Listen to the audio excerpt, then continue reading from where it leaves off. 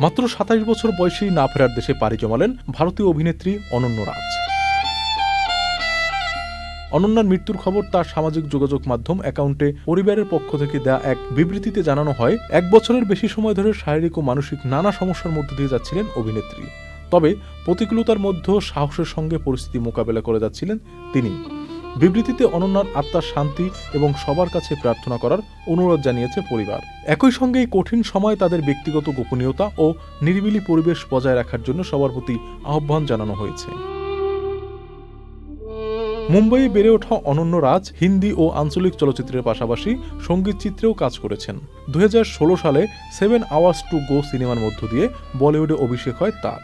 পরে the final exit ও ghost সিনেমায় অভিনয় করেন তিনি। অভিনয়ের পাশাপাশি বিভিন্ন সঙ্গীত চিত্রে কাজ করেও পরিচিত পেয়েছিলেন অনন্যা।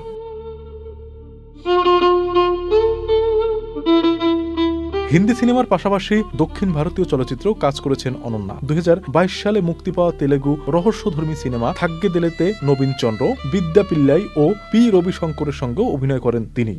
এছাড়া মাদ্রিজ গ্যাং সিনেমায় সারিতা চরিত্রে অভিনয় করেছিলেন অনন্যা। মুম্বাইয়ের বস্তিতে বেড়ে ওঠা এক নারী ও এক গ্যাংস্টারের প্রেমিকার ভূমিকায় দেখা যাবে তাকে। তবে সবকিছু ছেড়ে মাত্র ২৭ বছরেই চলে গেলেন এই অভিনেত্রী। অভিনেত্রীর আকস্মিক মৃত্যুতে শোকের ছায়া নেমে এসেছে তার পরিবার, সহকর্মী এবং অনুরাগীদের মধ্যে। মিঠুন রাজ, চ্যানেল আই। ৪৫ বছর ধরে কোটি মানুষের আস্থায় পাইপের বস RFL পাইপ।